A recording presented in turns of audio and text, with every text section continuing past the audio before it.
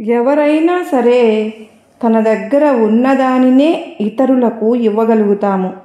అలాగే శాంతి బాటలో సాగేవారి శాంతి ప్రదాతలు కాగలుగుతారు.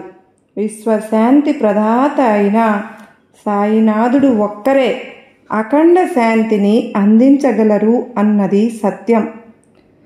సాయినాథుడు దివ్య సంరక్షణ మన లోపల వెలుపల శాంతిని నింపి ప్రశాంతంగా ఆనందంగా జీవితం సాగేలాగా చేస్తుంది.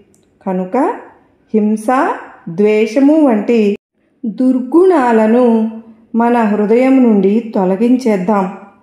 అఖండ శాంతి ప్రదాత అయిన సాయినాథుని మన హృదయంలోనికి ఆహ్వానించుకుందాం.